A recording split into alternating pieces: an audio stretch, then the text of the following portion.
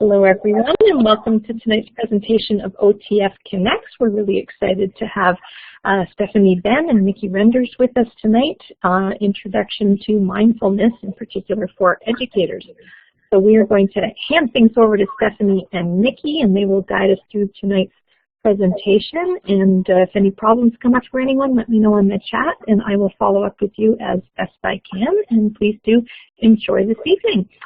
Over to you, Stephanie and Mickey. Thank you, Louise. Thank you, Louise.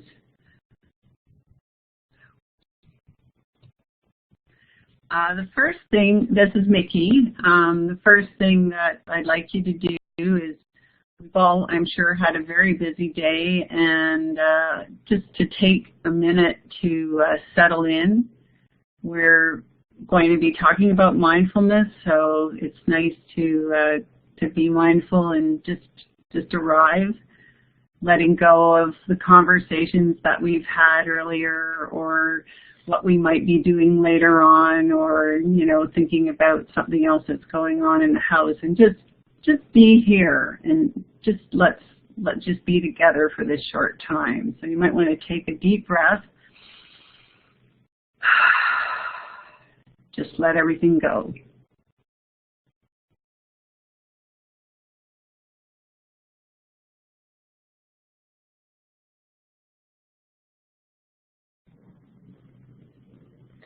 So Mickey and I would like to begin by acknowledging that we're on the traditional territory of Indigenous people, the original people of this land. And we offer our gratitude for their care for and teachings about our earth and our relations. Miigwech. Miigwech.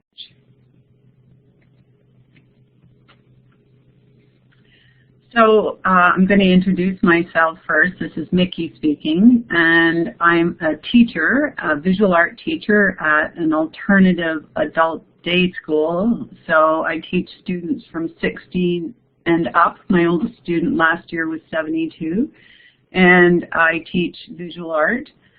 I came to mindfulness about 10 years ago because, like so many, I was really having a crisis in my life and found that I'd run out of ways of dealing with it. And so I kind of had to think things through, and for me, art played a big part in it. I did a lot of painting, and I also started meditating, and have been to many retreats and many courses, both online, and I studied at the U of T in the Applied Mindfulness program. And it's really been, like my personal experiences, it's been really amazing, the impact it's had on my life, and in a very, very positive way. Hello everybody, I'm Stephanie Ben, and I am an elementary school teacher and have been for almost 25 years at Kawartha Pine Ridge. And before I was an elementary school teacher, I was a yoga teacher, back when yoga was a little bit less popular. And the teacher that I was studying under had this focus of the breath, the spine, and the ground.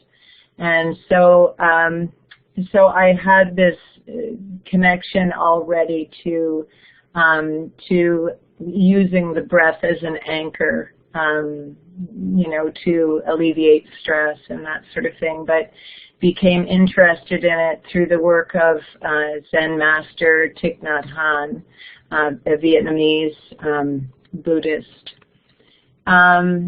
So like Mickey, I've attended many retreats in particular over the last 15 years, when anxiety and stress started really showing up in the classrooms and the schools. My colleagues, my students, you could just see that it was really sort of growing exponentially. Then I started to look more seriously at mindfulness as a possible tool. And Mickey and I have just completed working with the Wake Up Schools movement. We just received our certificates in the Level 2 training there.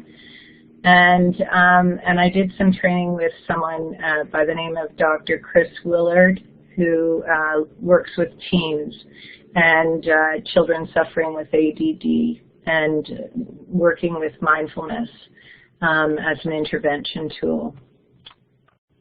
And I'm happy to be here tonight.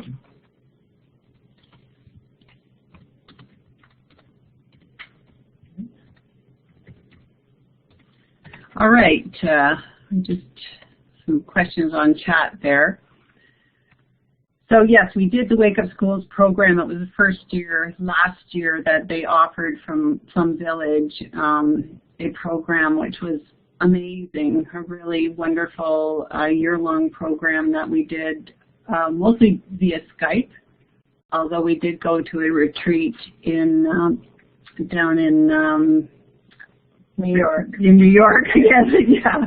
And we also recently attended a retreat to get our certificate. So it was really a wonderful program.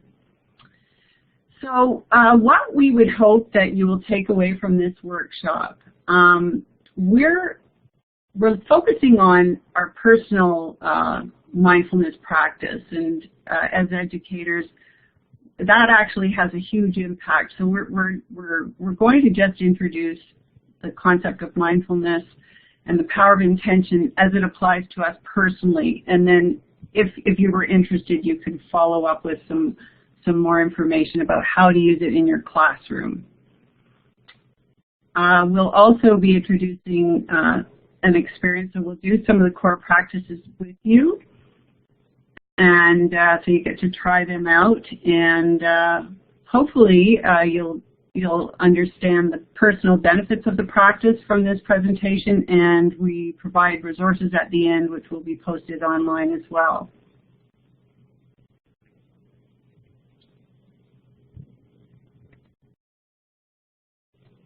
So we're interested in knowing what kind of experience you bring to this webinar tonight. So if you can use your checkmark tool and just answer yes or no to the following questions. So the first one, have you ever meditated? So you can do a yes or a no if you've done any meditation.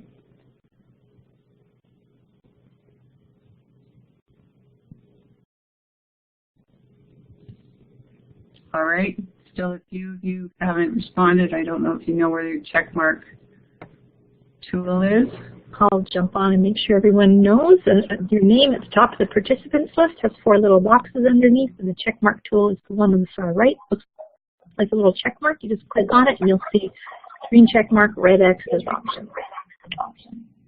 If you're on a mobile device, it looks a little different, but Christina, I can see you've already got yours. All right, so we've got lots of experience in the group. That's excellent.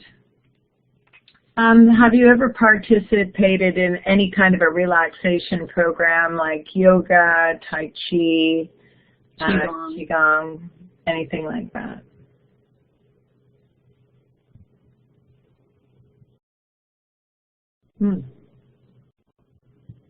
All right, excellent.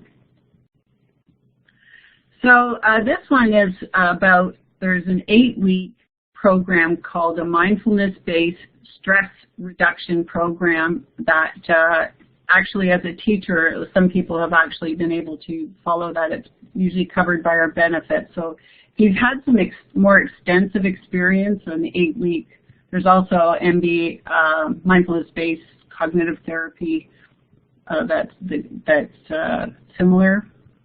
All right. That's a little more extensive experience-wise.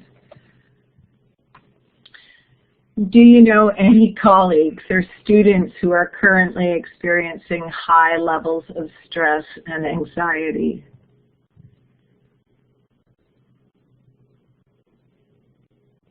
That's a trick question. All right. So just be aware, of course, that mood and anxiety disorders, they're among the most common types of mental disorders in Canada. So it's certainly, it's on the increase, and it's very, very common. They say 1 in 5 people in Canada will personally experience a mental health problem or illness. And so that's a very, very high, and we're seeing it everywhere. We're seeing it in our classrooms. And mindfulness can be a piece of your support program. So it is a practice that, you know, over time can offer you some benefit in this regard.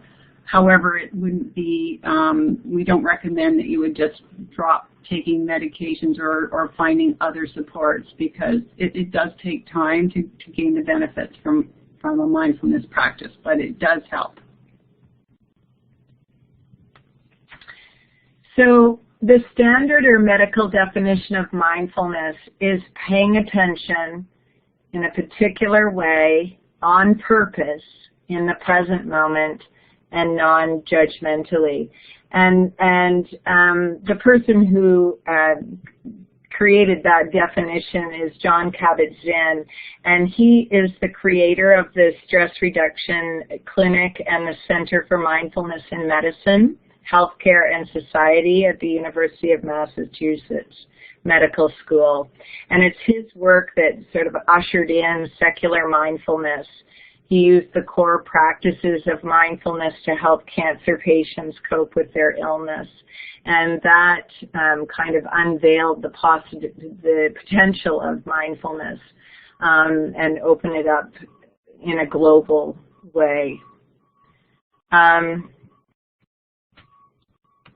So mindfulness is the practice of paying attention in a calm and compassionate way to what is happening in the present moment.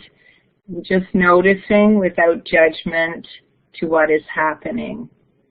So as we work through this webinar, we can bring awareness to how we're feeling, whether we're agitated, whether we're feeling hurried and overworked, or feeling happy or bored, but just bringing that awareness to it, and then using the breath as a lens in a way, and as an anchor for the practice.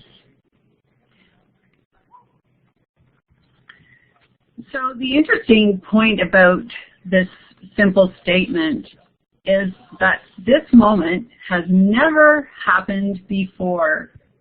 It's brand new, it's unique, and it's gone.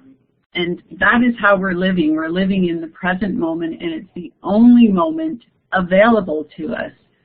And as simple a statement as that is, and maybe an obvious statement, it changes everything when we're aware of it, when we're tuned into that.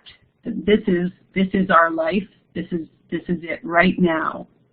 And it's available to us, available for us to do what we want with it.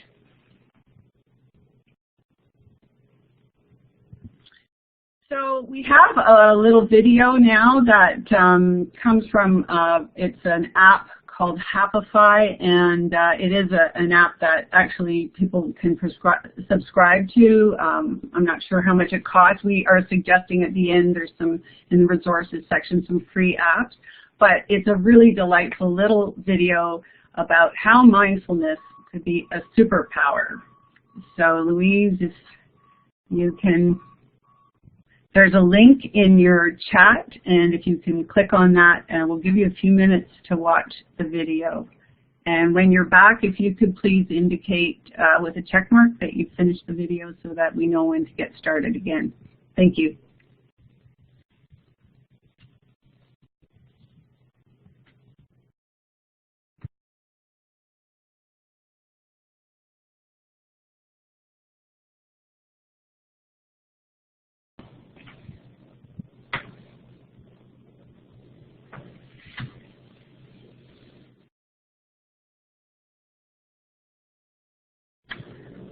All right, everybody's almost done the video. Okay, looks like everyone is back, except for we've got Lorna and Martina here. Katie. All right, so hopefully that video gave us a little bit more information, and we'll go on to explore some of the concepts that are in the video. So mindfulness is the intention to be fully with our present moment experience. And bringing an understanding and compassion to that experience, and not trying to fix or change how we feel, but just noticing. Responding based on full and current information rather than habitual reacting or the lens of our story. And listening and appreciating more fully.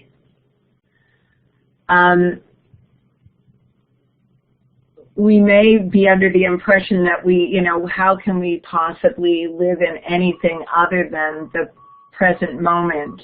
But in fact, we're oftentimes dwelling in the future or the past, and it could be just our past perceptions of the person who we're experiencing in the present moment, and that might be clouding our ability to fully appreciate what they're saying and to actually live that experience with them. If we're in a conversation with somebody and they're annoying us, which can often happen in a school context in particular, just bringing the breath, using the breath as an anchor to just kind of notice, come back to what is actually happening and trying to look at it with a new kind of lens. So it's really more about an intention to be understanding, to be compassionate, to slow yourself down, and to be doing just that, whatever it is, that one thing for that moment. Mark Twain always has something clever to say about everything. So some of the worst things in my life never happened.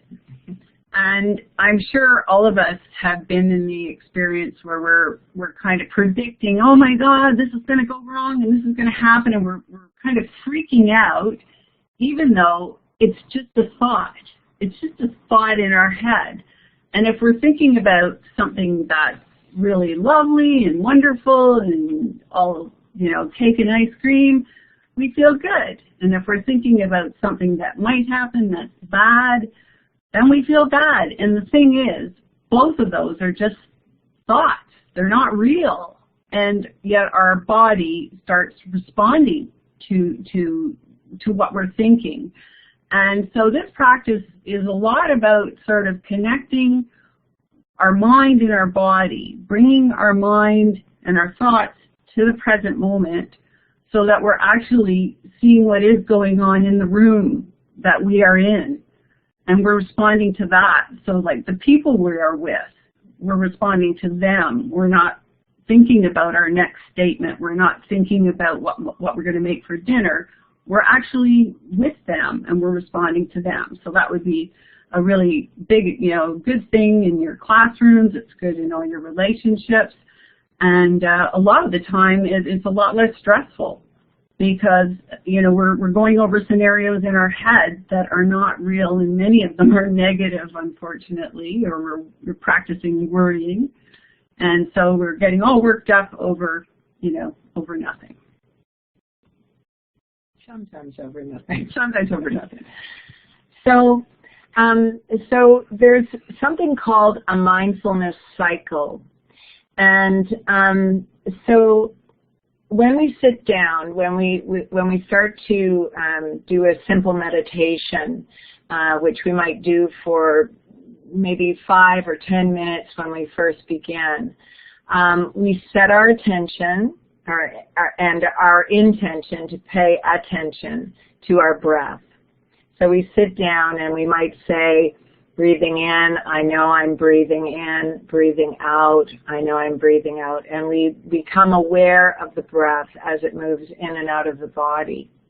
Then, within usually about 20 seconds, we start thinking about what we have to do tomorrow, or, you know, what happened throughout the course of the day, and then we say, oh, I was supposed to be paying attention to my breath. Let me go back to the breath.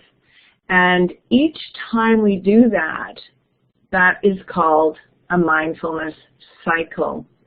And actually, when you start to look at the brain science behind mindfulness and the effects that it has on brain, the ability of the brain to change itself, each time we do that, we're firing up particular neurons, and those neurons that are fired up are wired up together. So we begin to build these pathways that can be very helpful. So rather than feeling like I can't do this, or this isn't, I just cannot keep my concentration and my attention going for that long, just keep gently bringing it back. It's sort of like training a little puppy. Just keep gently bringing it back with kindness and compassion.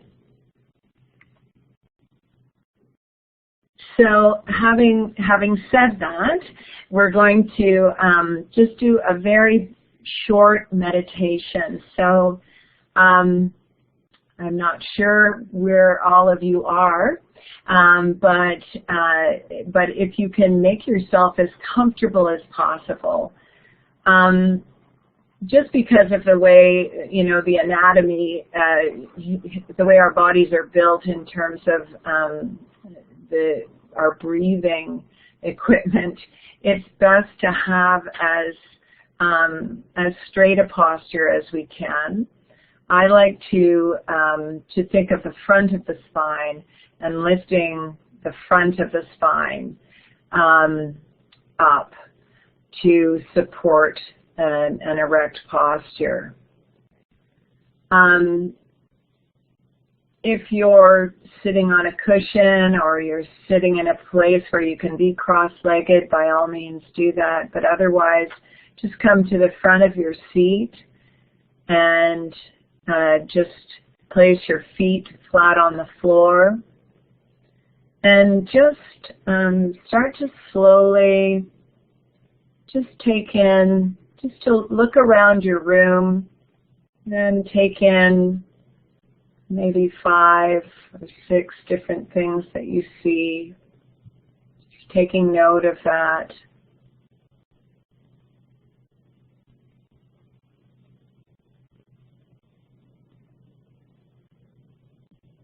And then paying attention to sounds that might be near and far in your environment.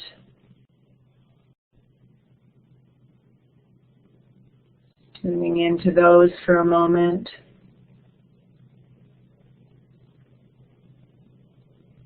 And becoming aware of the feet against the floor. Feel of the chair, of your hands against your thighs or wherever they're resting. And just start to become aware of the movement of the breath and the rise and fall of your belly.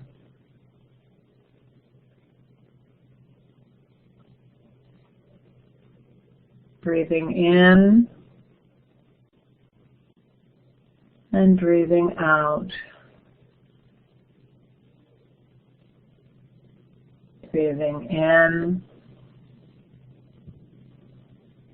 and breathing out. And when the mind starts to wander, just kind of label it as thinking and bring your attention back to the breath.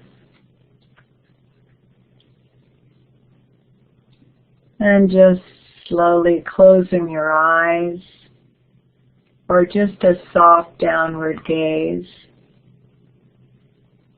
Letting your shoulders drop away from your ears. Forehead, just let it be smooth and soft. Let your jaw be loose. Your tongue heavy.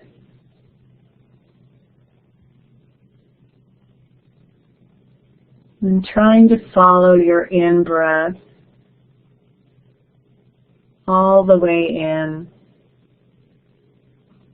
and all the way out.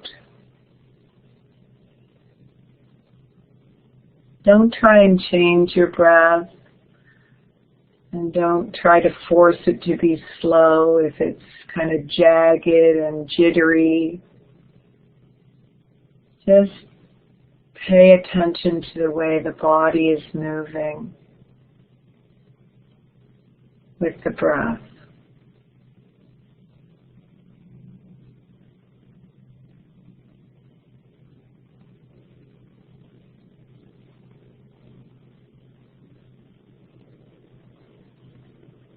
So breathing in, I know I am breathing in.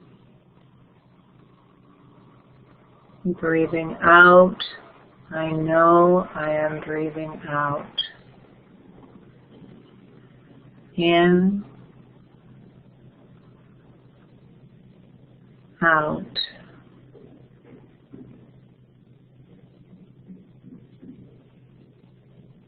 Breathing in, my breath goes deep.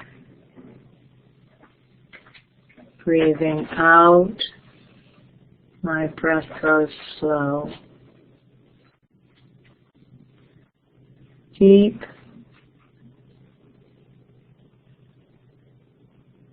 slow.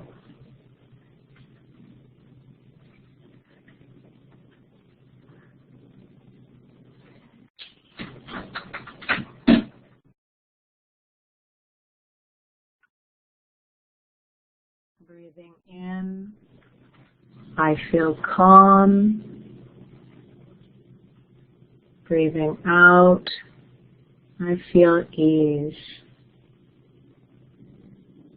Calm, ease.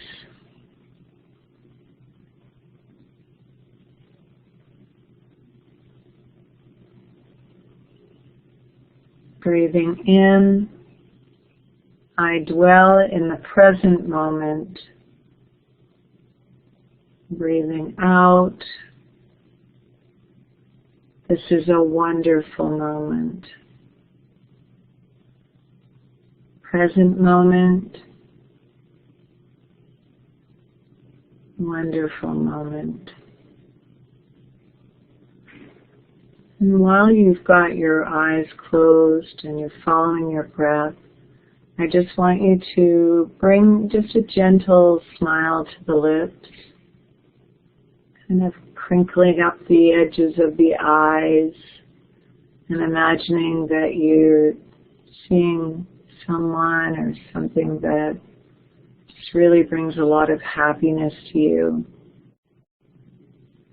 And just seeing how that simple act can change the quality of the breath and the quality of the meditation.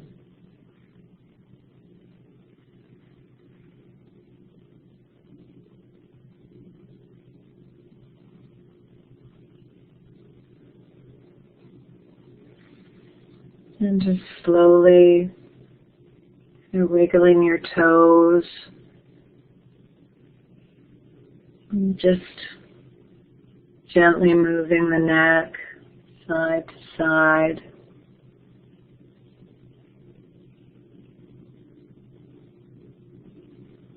And slowly opening up the eyes. Mickey and I usually use a bell. Both of us use a bell in our meditation practice, but I've had the experience where the bell just doesn't sound the quality is not the same over a computer sound system. So we might just try to invite the bell, and we'll just listen to it until we can't hear it anymore.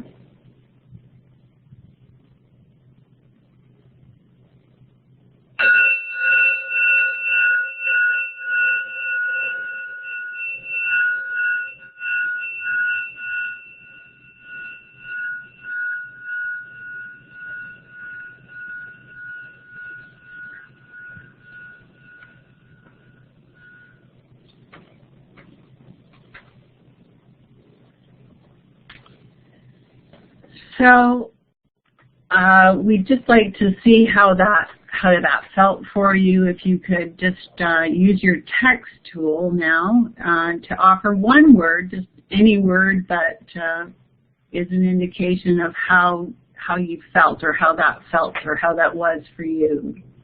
So we can sort of get a gauge of what that experience was like.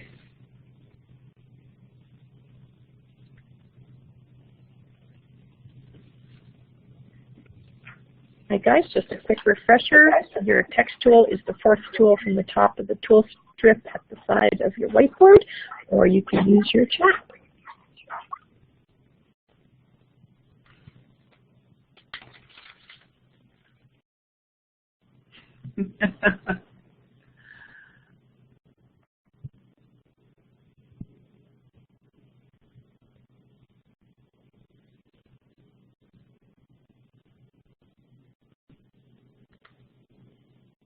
So I'll just read. I think this is quite interesting. There's quite a diverse response. A lot of people found it relaxing or soothing. I don't want to single the person out, but in the chat there's a lovely comment about a dog barking, someone watching TV, which is, of course, something we're all dealing with, is that those around us may not be on the same path. But it is a really interesting, like a lot of people do get benefit, even though it's just, a small sample of what it might be like. Sometimes, though, I don't know if anyone here has made a comment, people might find that they get anxious when they meditate, or they feel anxious. And we like to just address that, because being mindful will make you aware of how you're feeling. So it doesn't cause you to be anxious, but it may indeed reveal your anxiety, and sometimes that can be, overwhelming or uncomfortable. However, it's kind of a part of the process. We're aware of how we feel. We do not judge it. We're not trying to change it. We just notice it. So I notice I'm feeling anxious, and then I can sort of feel where that is in my body. And the idea is that you actually kind of become an observer rather than just feeling anxious. You think about how anxious feels. So you've stepped out of it and you're looking at it and you're thinking about, so how is that? What do I need? How am I going to take care of myself? Like, you can now identify how you feel, and you can address it and choose to address it in a way that's appropriate. Like if a student, for example, was feeling really angry, and they could, notice that they're feeling angry and notice that they're hot under the collar, and, in that time, they would be able to perhaps decide that later they needed to talk to somebody about that or whatever. So it's kind of, it's a process of learning how we're feeling at the time, which connects our head and our body, and then deciding how we're going to respond to it. And if somebody is meditating and they do feel anxious and it's something that's problematic to them, One suggestion is to focus particularly on the exhale, because the exhale is a natural release. And then just the inhale will come on its own time, and just allowing the exhale, that release, to be what they're really focused on. That can help. Another thing is to focus instead on a different kind of anchor. So sound could be an anchor because that's outside of the body. You might want to listen to the just ambient sounds in the room, or you may want to even have music, some special kind of music, which we can show you an app that has good meditation sounds and music. And you may want to focus on that, and that might be a better way for you to meditate. So there's many anchors, and finding the right one will help you learn how to meditate that's right for you, the way that's right for you. So we're just looking at the chats here too. Okay. It's tricky to notice the extra sounds and then let them go.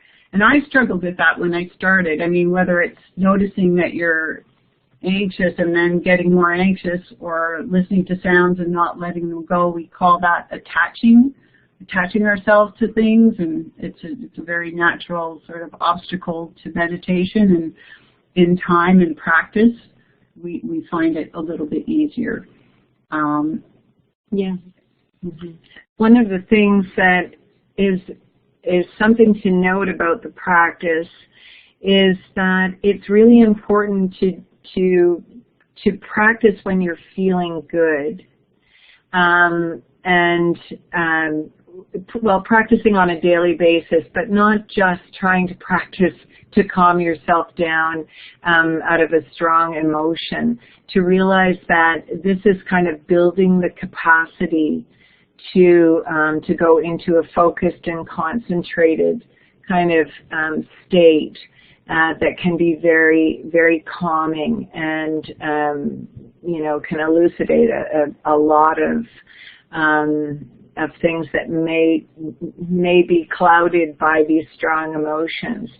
So just remembering that it's the practice that's very important as well, and to build that so that when the dog does start barking and, things are flying, things seem to be going out of control, that you've got that practice down. Does anybody have any other questions about that? If you want to add that to the chat, it's kind of lovely to see your discussion, some interesting comments. I'm angry, this is stupid, but it's not. It's certainly, sometimes when we try new things too, we tend to want to poke holes in them, and it takes something just to be open enough to really sort of do this. I don't know if it's easier doing it in front of a computer screen, but we usually do this in a live presentation, and some people can be quite uncomfortable even just, putting their phone away for a little while. So, we have a certain amount of self-conscious and whatever. So somebody's asked, should you do guided meditation if you're feeling annoyed or angry?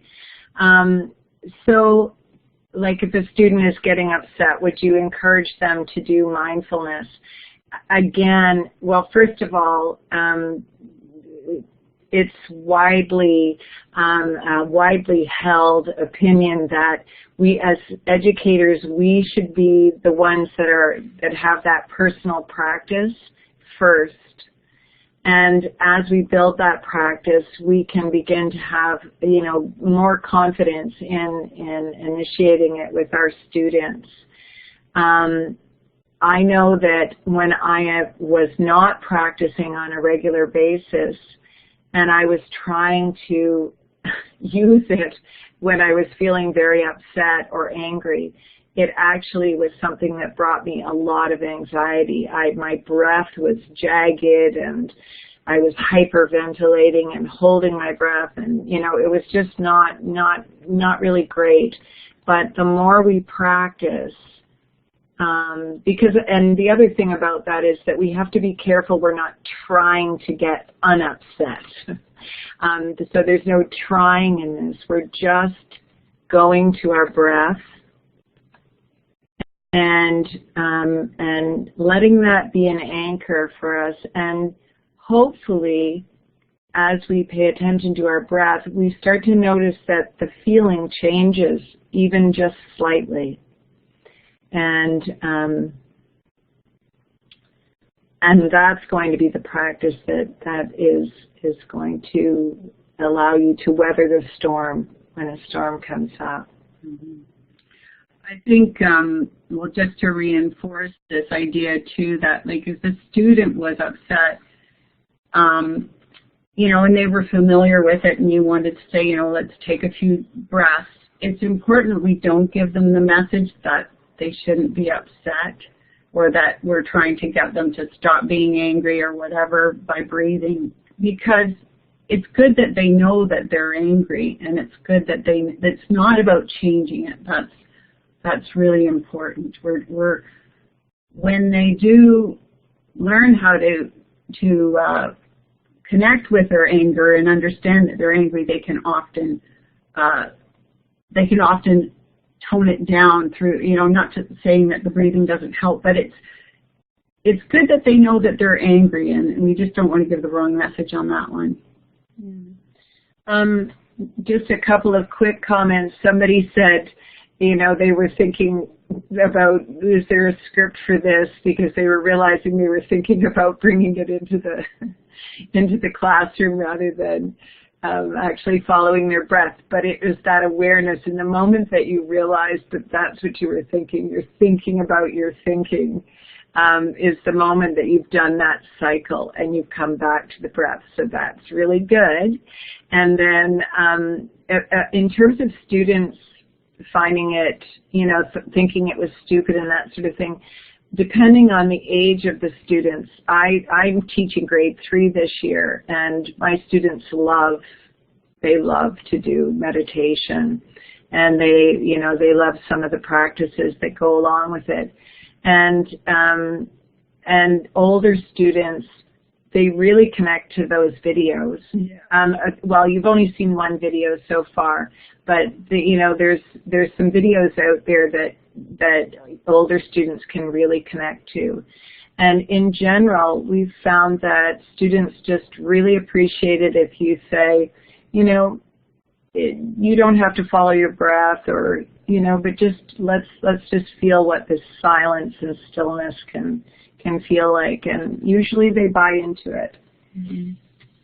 Also, there are different practices. I teach in a inner city school with, like, we have a school for young moms, and we have a lot of kids who are dealing with huge issues, and they're not always, they have a lot of anxiety, and they're not always have great attention in the first place. But what I've found is if we can get them there, which is sometimes means, you know, we have food. I do a meditation group after school, and there's food and things like that to get them there.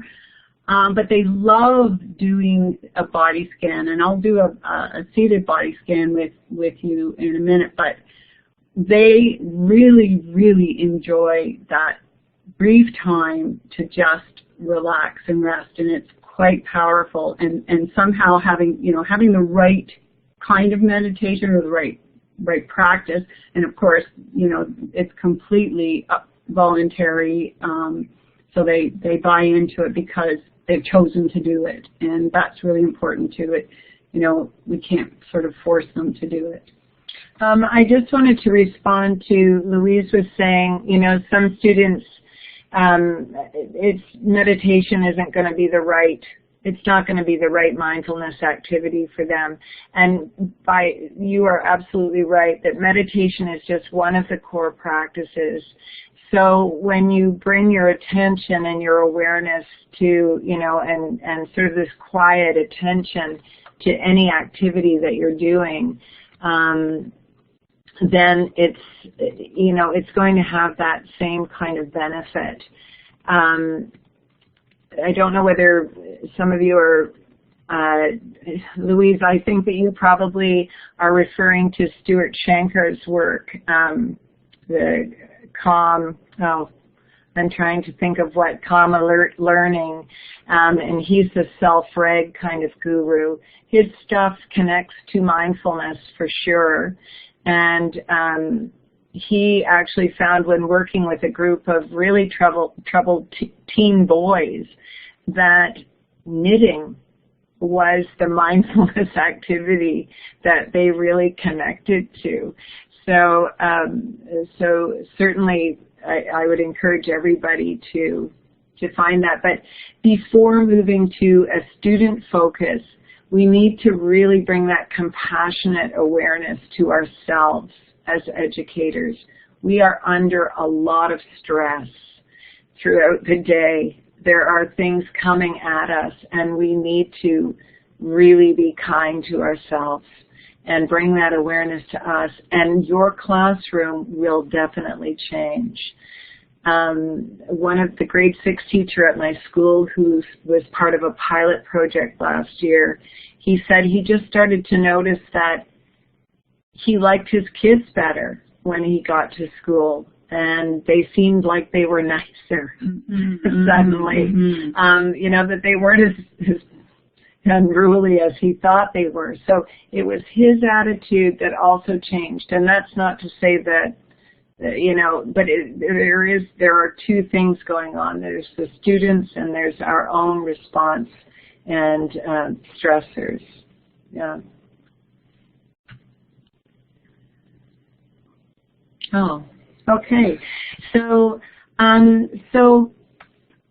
mindfulness kind of came into the public eye when, with the science of neurobiology and this idea that the brain actually was quite plastic, that the brain changed over and continued to change over a lifespan.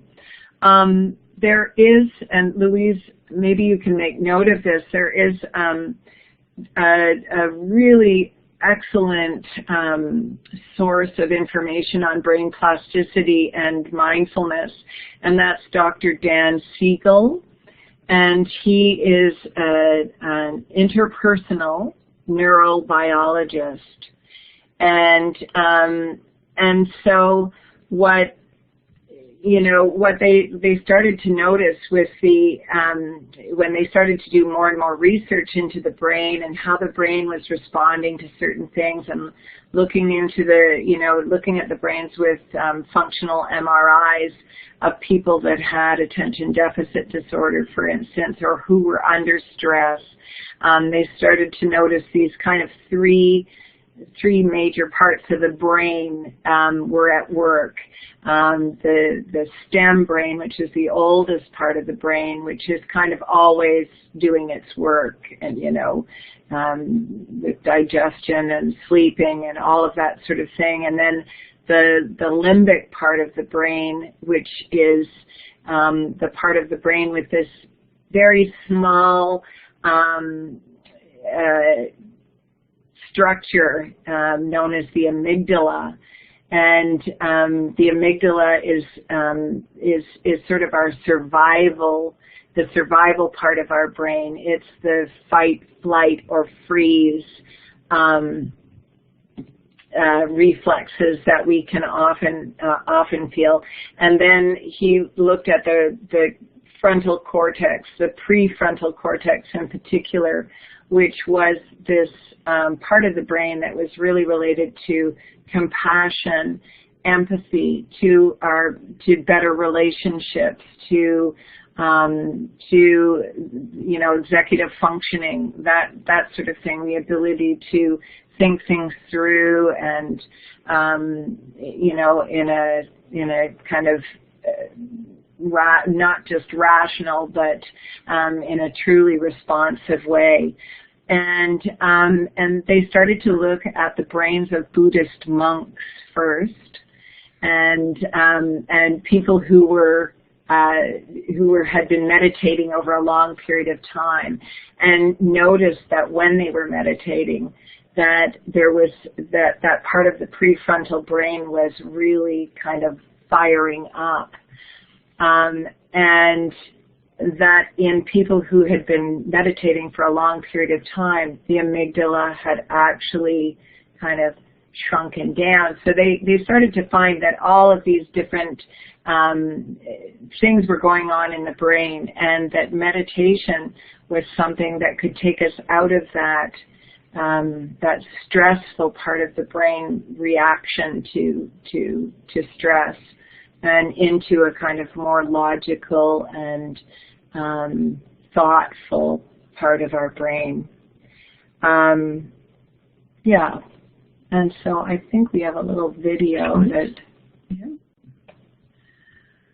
So this is a video. Now, one of the resources that we've got at the end is called Smiling Mind, and it's a program in Australia, and they've really done a lot of work. It's an NGO, and they are really trying to get mindfulness widely accepted through schools and business. And so this is offered free, and this is just one of their little videos, but they do have many, many good resources and programs like that are designed for different age groups or for sports or for business. So it's a really, really good resource, and it's all free. So if we could have the video now on how the brain works, mindfulness, please. And when you're done, could you please just indicate with a check mark? Thank you.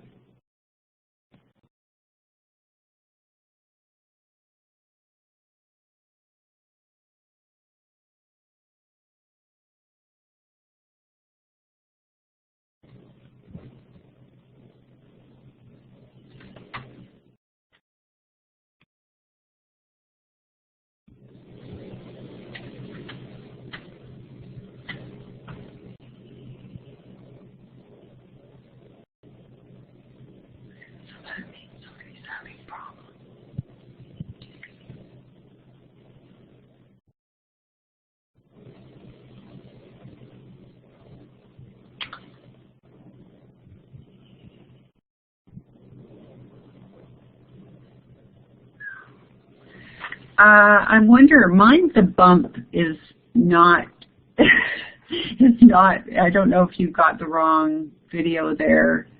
Yeah, that's the name. It's called Smiling Mind. So Mind the Bump is what the video is called. Mm-hmm. Yeah. Smiling Minds is the app.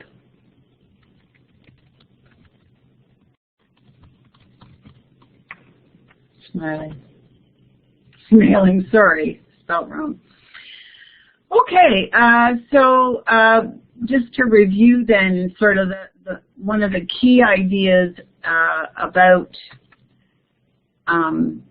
what mindfulness does is that we have this part of our brain called the amygdala, which is a very small and very primitive part of our brain, becomes quite reactive to any sort of perceived sign of stress. And it really functioned well when we were worried about being eaten by animals, or, you know, if we were being chased, you know.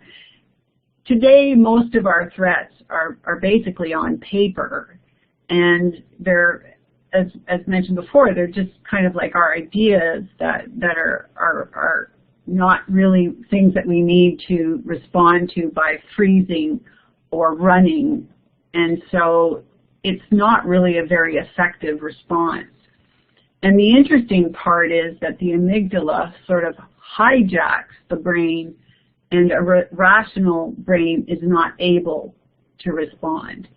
So just as an example, let's say that we were going for a walk in the woods, and it was a beautiful, beautiful day, and the sun was shining, and oh, the green was so fresh, and you could just smell, you know, the air was lovely, and we just felt so good, and we're sort of in our own thoughts, and then all of a sudden we think we stepped on a snake, and our heart is pounding, and we can just feel that amygdala's kicked in, and then we look down, and oh, it's just a branch.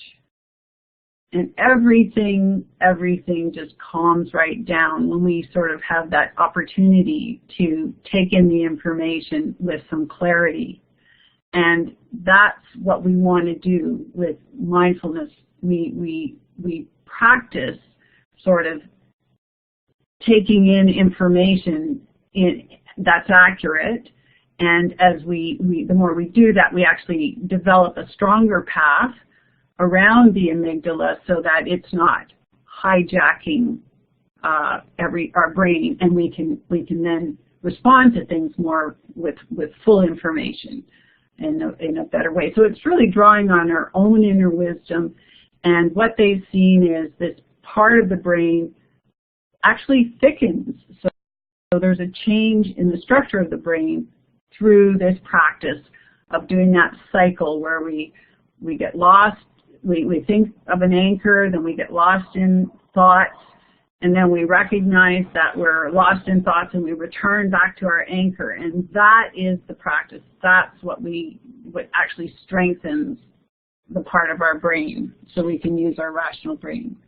Laura was wondering, saying that she was worried that if she shared this with coworkers that they might be skeptical about, that it's maybe oversimplified, and certainly that could be a worry, but there's a ton of research that's out there, and so even if that sends your coworker to look, because there has been some sort of positive, they think that some of the outcomes have been overly positively reported and exaggerated and that sort of thing.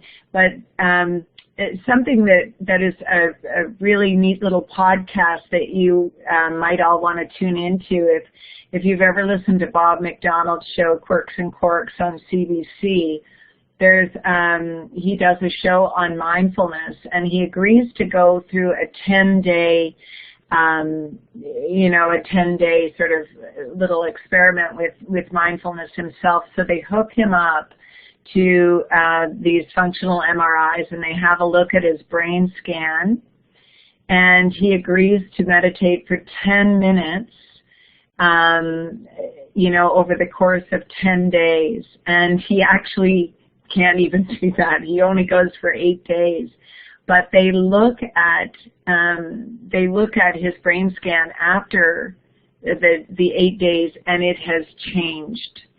So the structure of his brain has actually changed in that very short period of time.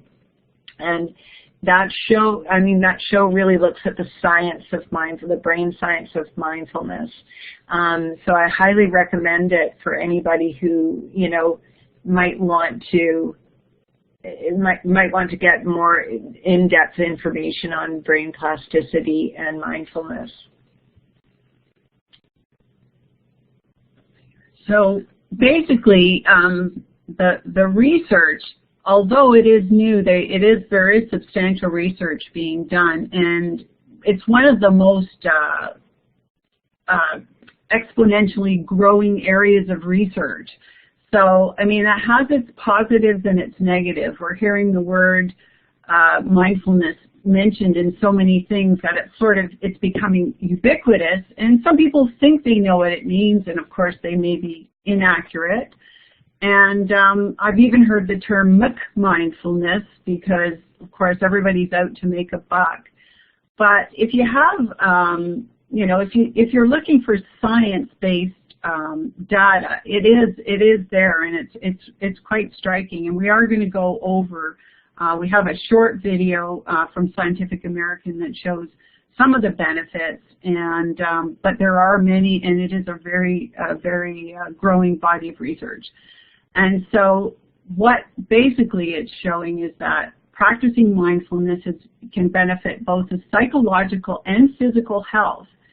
So because our brain impacts everything we do, it changes our physical health. And one example would be when you have stress. Of course, your stress hormone cortisol is sent out, and that actually, it does damage to some of your organs, can affect your heart. It also raises blood pressure, etc. So you can see how those things go hand in hand.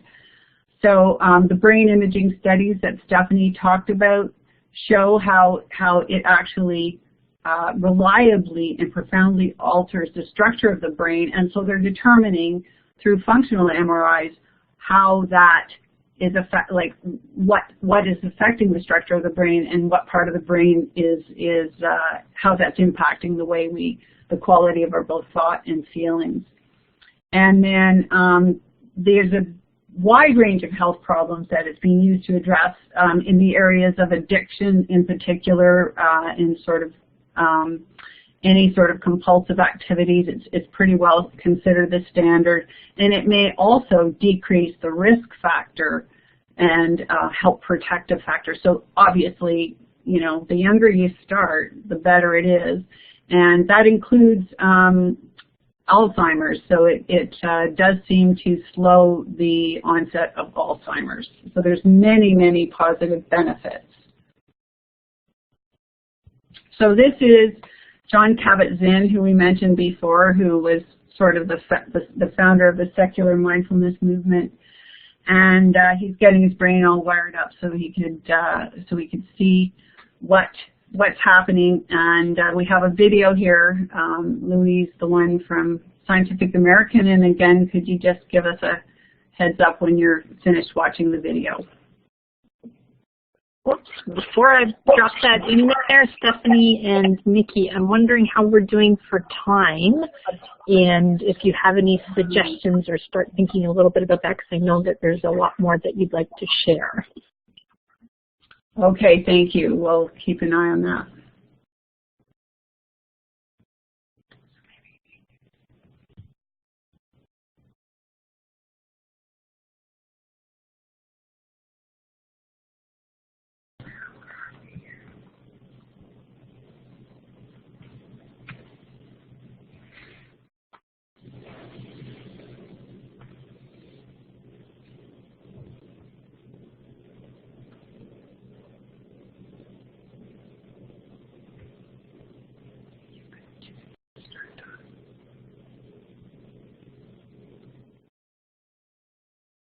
I'm just wondering if it's okay to go ahead, Louise.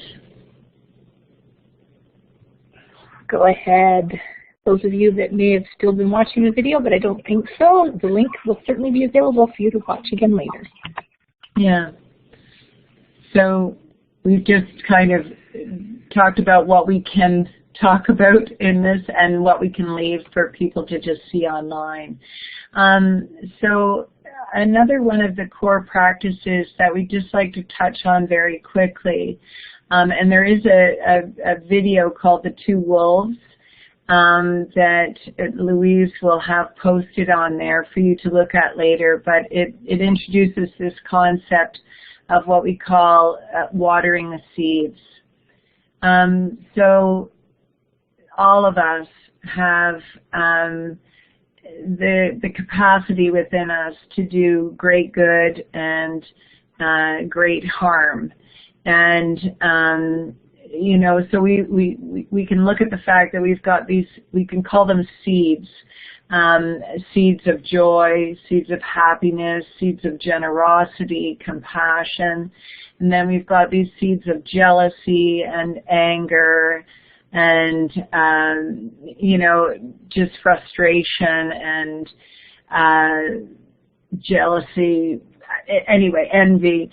And so the idea of watering the seeds is just to have the intention to really look at the kind of speech that you're using on a daily basis, the kinds of things that you're consuming, even in terms of videos or news or movies, and really looking at, what am I watering here? What seeds am I watering in myself? And so having that, just that intention, and knowing that if I continually kind of water these seeds of happiness just in the small things, in refraining from speaking poorly about anybody, or you know, running somebody down, or using harmful language, that sort of thing. If I can have the intention of watering these seeds, what we practice starts to grow stronger. And so that's all I will say about that. That mindfulness, one of the core practices of mindfulness, is having this intention to have positive interactions with the people around you. And that doesn't mean that we live in this kind of la-la land. It just means that we are always aware that we have the capacity to transform suffering through mindfulness. So we're going to skip the next video.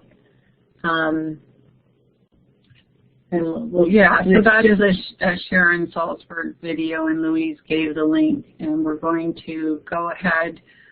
Just a reminder then, as we're reaching, we only have a few more minutes, but mindfulness is a practice. So whatever we practice, we do get better at. And like Lisa Simpson's getting better at playing the saxophone, and the two girls next to her, the twins, they're getting better at something else. And as we said earlier, it's really important to know that, you know, we practice when we don't think we need it, because then when we do need it, we have the skill, and it helps us in that way so much better.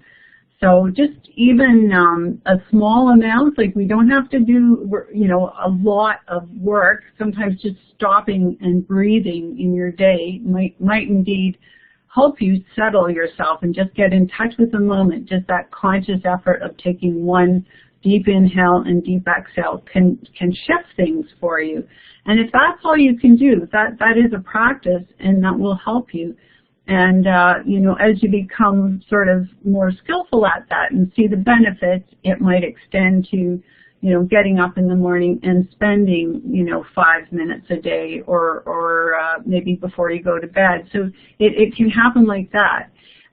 Also, there's other ways of practicing. So our teacher talks about using a bell, but that bell could be anything that reminds us to stop and breathe. So maybe we just, when we park the car before getting out, we take a few minutes to pause, and that's our habit.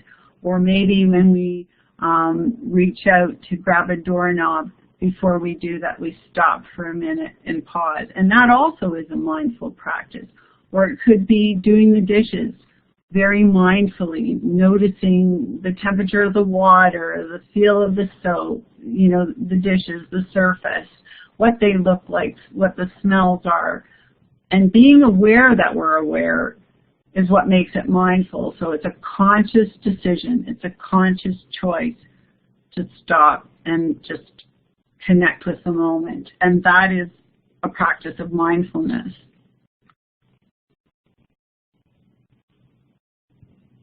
Oops. So basically the rules. So whenever possible, you're just doing one thing at a time. Notice your breath. Take every opportunity to slow down and to just being kind and gentle with yourself and others, but start with yourself. We're not much good to anybody if we're not taking care of ourselves.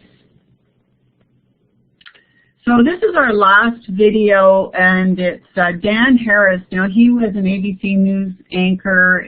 It's a morning news show, and he had a panic attack online, and so he started meditating, and this is an excellent, we're going to leave you on this note where he has some really good words for us. So you can click on the link and then signal when you're done, please. Thanks.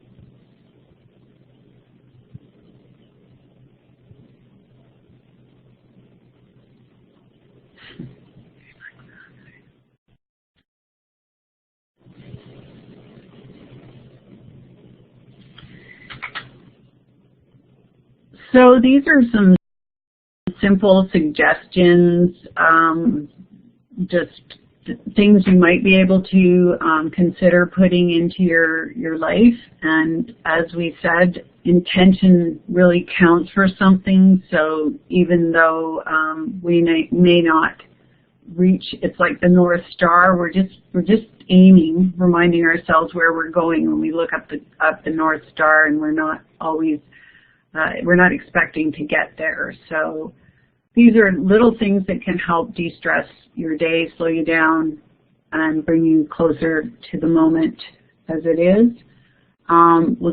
The presentation, basically, we're going to have to miss the body scan, but there are some slides you can look at, and the resources. Discover Mindfulness is for educators. It's really a hub for fact sheets, research, and training in Ontario. Really recommend going there, and it links to most of the other resources that we give, but it's a really good place to start, and we think it's fabulous. Our teacher is Thich Nhat Hanh, he's a Vietnamese monk in Plum Village in France. And Mindfulness Toronto, that's just one place, but obviously a lot of us are not in Toronto. So there are many mindful centers in most towns. The Insight Timer is a free app, and it has tons of resources on it that you can use. Smiling Minds is the app that we mentioned that has mindfulness curriculums for schools as well as business, and it's free. And here's some of the books if you are interested in looking at what you might do in a classroom. These are some of the books that are kind of considered the gold standards. We won't discuss which ones. They all offer a lot. We'd like the Happy Teachers Change the World book. That's our favorite. Thanks a lot, everybody, for coming out. Yeah, thank you. And may you be happy, healthy, and may you all live with ease. Thank you so much, Stephanie and Mickey. Is it okay if thank you for jumping right there for me. Folks, I hope you really enjoyed this session. Stephanie and Mickey, thank you so much for providing such a practical approach to mindfulness and to meditation, but and also kind of learning by doing together and sharing such great resources that obviously have applicability in personal lives as well as professional lives and the kids that everyone works with. So thank you very much for that. And that slide right there, you can actually click right on the feedback survey link that's on that page. That link is a clickable link, but I'm dropping it in the chat right now. And when you leave this webinar, you should be taken directly to that link as well. And at the end of your feedback survey, you'll have an opportunity to provide information to be given an e-certificate. It's a PDF that generates. And the recording and resource page for this session is on that link there, but you're going to get a follow-up email tomorrow that's got that link on there. All the resources that have been mentioned tonight are already up on that web page. The only thing that's not there is the names of those books on that last slide. And you can certainly go back and watch the recording and share with others as well anytime. And, thank you, Mickey. And we also have a couple more sessions this week. There's one tomorrow night and one also on Thursday night. And this list here is just a bunch of the sessions that happened this month, and all of those are also archived and saved on the OTF Connects resources page. So please don't hesitate to go and wander in there and look at some of the other webinars. There are other webinars that are related to well-being and self-care, including some things that relate to just general mental health. And so we do encourage you to go and access those resources. And thank you so much again, Stephanie and Mickey, and thank you to all of you for giving up some of your own time tonight to participate and expand your own learning and help the kids in your classroom. So thank you so much, everyone. We'll see you again soon. Thank you, Louise.